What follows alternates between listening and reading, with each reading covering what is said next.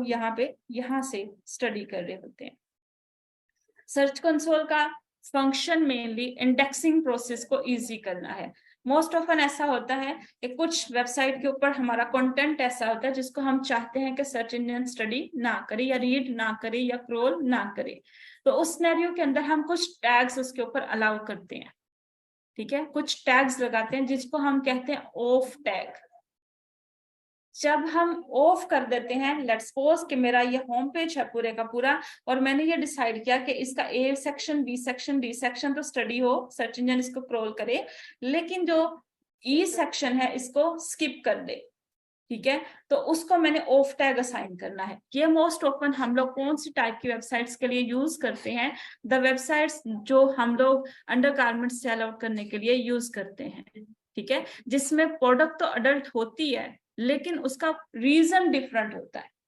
ठीक है, तो लेकिन चूंकि हम लोगों ने वो लैंग्वेज यूज करनी होती है, वो स्लैंग वर्ड्स यूज करने होते हैं जिसको सर्च इंजन मार्क करता है, स्लैंग कंसीडर करता है, स्पैम कंसीडर करता है, वो फिर हम वहां पे ऑफ टैग के थ्रू जंप कर देते हैं। और इस ऑफ टैग की मौजूदगी में जो कंटेंट होता है वो सर्च इंजन अपने सैंडबॉक्सेस में सेव नहीं करता। मार्क होता है, रीड होता है, क्रोल होता है, लेकिन सेव नहीं होता। ठीक है, तो इस तरह से आप लोग उन टाइप की प्रोडक्ट को भी मार्केट में सेल कर जाते हैं। ठीक है, याद रखिएगा कि ऑफ टैग की एब्सेंस में एवरीथिंग ऑन है। ठीक है, कि जब ऑफ टैग नहीं है तो बाकी सारा ऑन है, उसके लिए टैग नहीं लगाना पड़ेगा।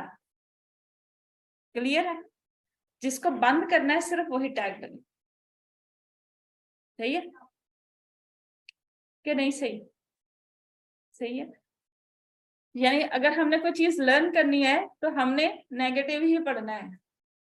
ठीक है, नो पढ़ना है, no follow, do follow. No follow नहीं होगा तो डू है।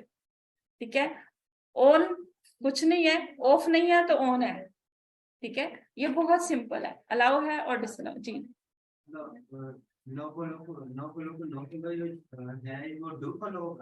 नहीं, अगर नो फॉलो टैग नहीं लगा हुआ ना तो डिफॉल्ट पे वो डू फॉलो है।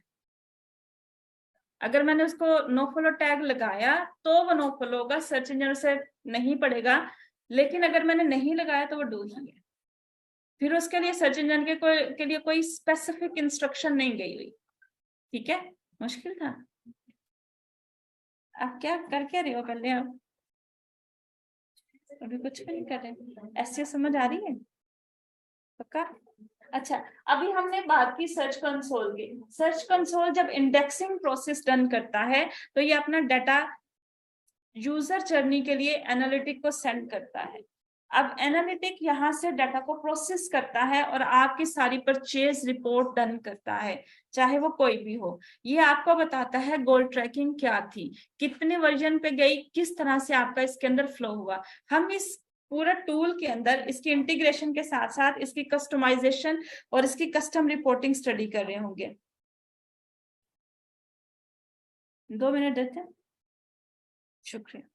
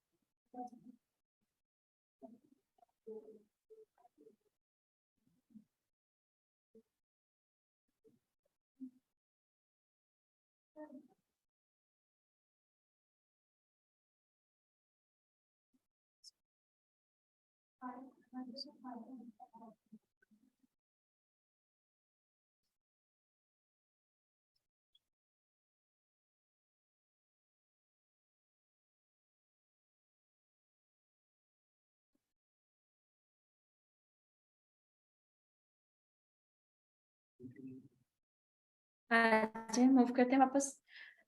सर्च कंसोल से जैसे ही हमारी वेबसाइट इंटीग्रेट होती है, आपका प्रोसेस स्टार्ट यहीं से होता है। ठीक है, वेबसाइट आपकी एक्सएमएल साइट मैप की फॉर्म में सर्च कंसोल में सबमिट होती है। ठीक है, इसे हम प्रीवियसली वेबमास्टर कहा करते थे। ठीक है, तो इसी वजह से जो डिजिटल मार्केटर थे उनका नेम भी वेबमास्टर था।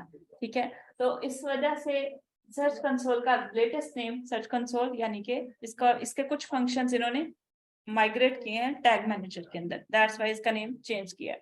ठीक है, तो सर्च कंसोल से डाटा आपका माइग्रेट होता है, वेबसाइट इंडेक्स होती है और ये प्रोसेस करती है और एनालिटिक सेक्शन के अंदर प्रोवाइड कर दी जाती है।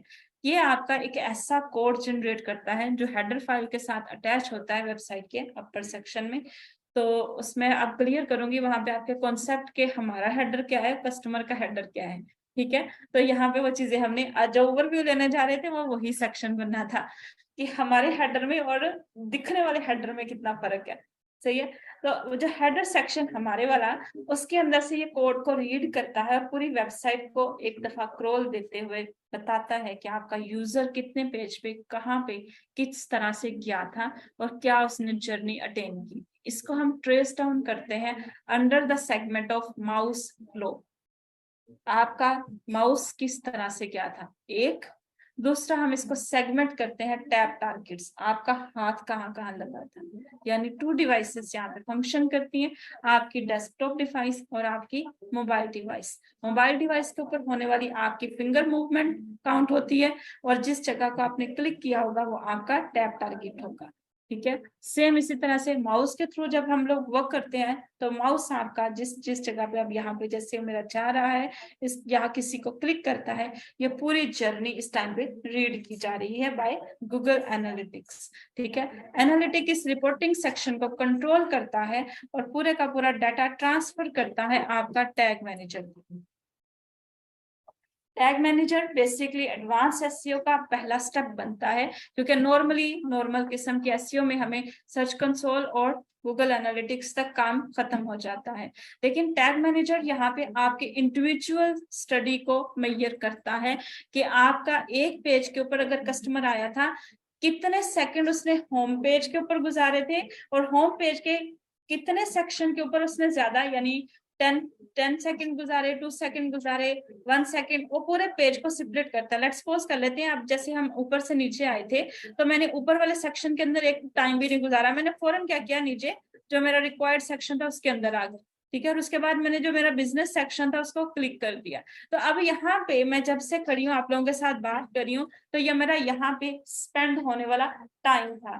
टैग मैनेजर इस हद तक डिटेल स्टडी करता है आपकी, ठीक है। और इस तरह वो आपका डाटा सेव करते हुए आपको बता रहा होता है कि कौन सा सेक्शन ऑफ योर पेज और website is doing better than others, और किस जगह पे आपको फंक्शन की जरूरत है, ठीक है। दूसरे नंबर पे वो कन्वर्ट आपको बताता है कि कौन सी प्रोडक्ट ज्यादा कन्वर्जन ले रही है। अभी तो हमने सिर्फ इसकी बात की, लेट्स सपोज कि मैं इसके अंदर हूँ, तो वो आपको टैग यानी आपकी पहली कैटेगरी ज्यादा अच्छा परफॉर्म करिए, सेकंड कैटेगरी करिए, ये चीजें भी आपको डिफाइन करता है, और साथ साथ में कौन से पेज के ऊपर से कन्वर्जन मूव की, ठीक है। ये डिटेल स्टडी इस स्टडी का पार्ट बनती है, तब जाके हम लोग कहीं कुछ करने जितने होते हैं। और ये सारे का सारा डाटा हम लोग माइग्रेट करते हैं गूगल एड्स मैनेजर को, जिसमें आपकी पीपीसी कंट्रोल हो रही होती है, ठीक है। यहाँ तक क्लियर है?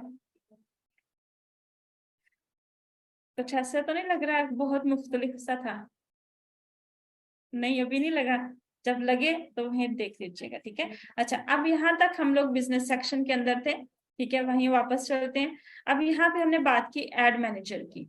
एड मैनेजर बेसिकली आपकी एड्स को मैनेज नहीं करता, बल्कि असिस्ट करता है कि इस पेज पे एड रन करने से ज्यादा अच्छी कन्वर्जन आएगी, नहीं आएगी। और ये काम करता है आपके कीवर्ड प्लानर के साथ। किधर गया? नजर आ रहा है?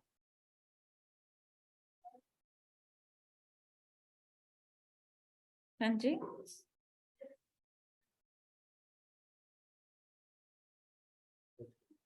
सर्च ही कर रही थी, दिखना तो मुझे बंद हो गया। उसने उसको एड मैनेजर के साथ ही इंटीग्रेट किया हुआ है, ठीक है। ये आपका परफॉर्म करता है आपके कीवर्ड प्लानर के साथ, और at the very same time planner आपका काम करता है गूगल ट्रेंड के साथ, ये इसके साथ, ठीक है। यानी आप जो प्रोडक्ट सर्च कर रहे हो या चेक कर रहे हो वो ट्रेंड में है भी या नहीं। हमें कैसे पता चलता है कि कोई प्रोडक्ट ट्रेंड में है? अगर है तो किस वर्ड के साथ है, क्यों है, ठीक है। ये सारी चीजें आपकी ट्रेंड डिफाइन करता है properly. Even in fact you can check the topic के इस टाइम पे कौन सी चीज वोट हो रही है, इंटरनेशनल सिनेरियोज के अंदर, सिटी बेस्ड सिनेरियो के अंदर, या फिर किसी कंट्री के अंदर, ठीक है। इन्हीं ट्रेंड्स की बेस पे हम लोग हमारे कंटेंट मार्केटिंग को मूव करते हैं अप एंड डाउन साइड पे, कि ये कंटेंट ज्यादा सर्च किया जा रहा है या इन ट्रेंड है, तो इसके ऊपर मेरा टॉपिक बन जाए। और वही टॉपिक आपका इंडेक्स होता है, जिसे हम कहते हैं ब्लॉग इंडेक्सिंग या आपका टॉपिक इंडेक्सिंग। जितना हॉट कोई चीज ट्रेंड के अंदर होगी, उतना ही तेजी से उसके क्रॉल चांसेस बढ़ते चले जाएंगे, बिकॉज सर्च उसके ऊपर एक्सट्रीम क्वालिटी के साथ जाएगी। और सर्च जब किसी चीज के ऊपर होती है तो वो उसके इंप्रेशन रेट्स को बढ़ा देती है। और इंप्रेशन बेसिकली क्या होता है, कोई भी वर्ड हम यूज कर लेते हैं, जैसे हमने उस दिन भी किया था, नहीं वही यूज करते हैं ताकि आप डॉक्यूमेंट जब पढ़ें तो आपका कॉन्सेप्ट क्लियर है। हमने उस दिन वर्ड कौन सा यूज किया था? हाँ जी, हैंडबैग्स थे। नजर क्यों नहीं आ रहा? मैंने वैसे सच आपको बताया, मुझे नजर आना ही बंद हो गया। सही कह रही हूँ, सुबह से स्क्रीन देख देख के रहे, अभी टोटल नजर नहीं आ रहा। हैंड्स बैग,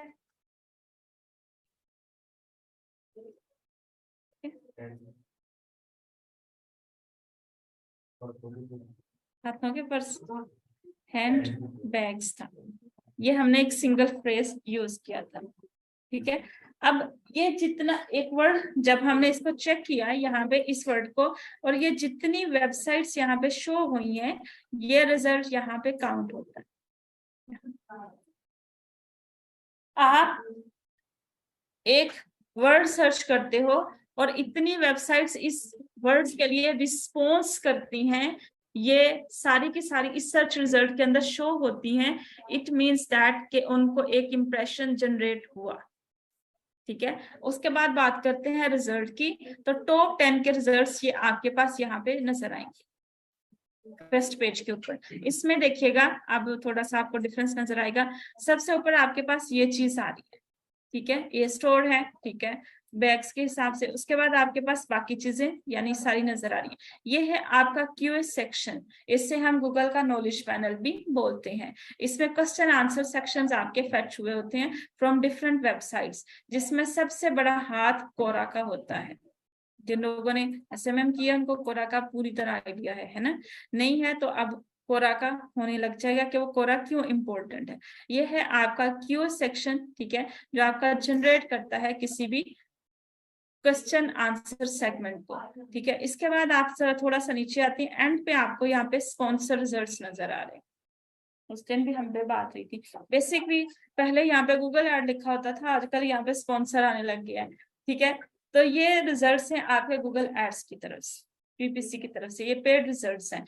3 यहाँ पे हैं, 4 मोस्ट ऑफन ऊपर नजर आएंगे, कभी 4 आएंगे कभी 2 आएंगे, वो कंपटीशन के पॉइंट ऑफ व्यू से यहाँ पे आते चले जाएंगे। अभी इंप्रेशन का और कीवर्ड सर्च का थोड़ा आइडिया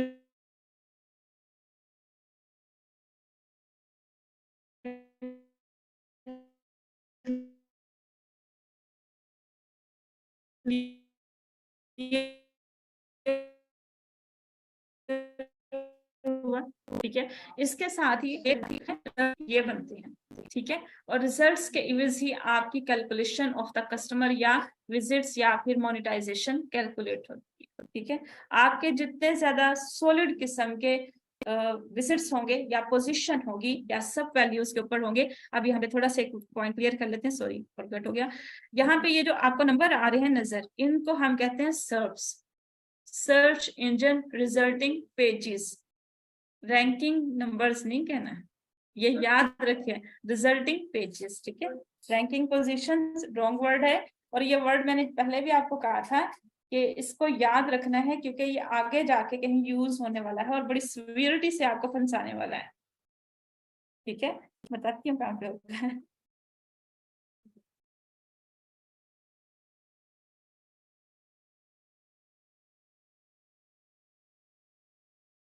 सही है। यहाँ पे हम मूव करते हैं हमारे सेक्शन के साथ।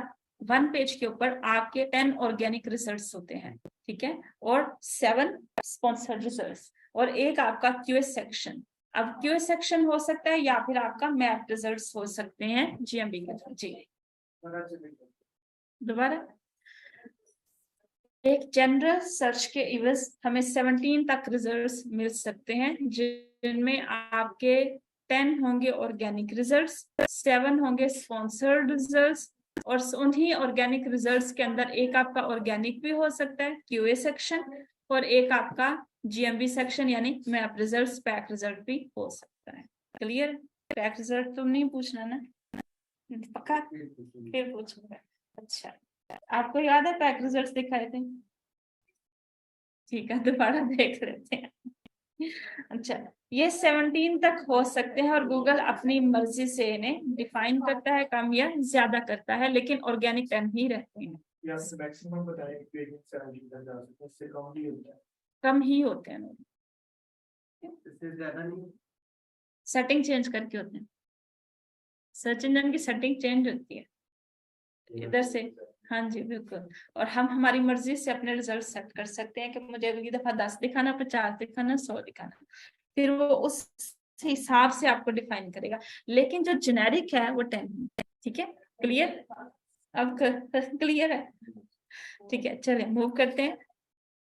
अभी हम आपको पैक रिजल्ट्स और बाकी चीजों का डिफरेंस बता दें। यहाँ तक हम क्लियर है? इंप्रेशन क्लियर है, रिजल्ट क्लियर है, ठीक है। और ये चीज भूल गए,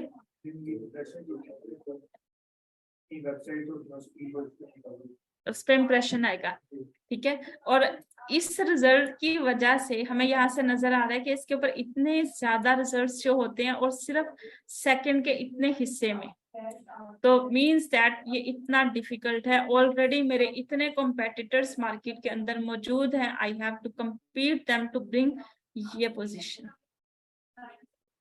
सही है? यानी ये मेरा बेसिकली यहाँ पे कंपटीशन भी डिसाइड हो रहा होता है, और इसी वजह से इसको हम कीवर्ड डिफिकल्टी स्कोर मुतय्यन करने में कामयाब होते हैं। वाह, कितनी उर्दू बोली सही है।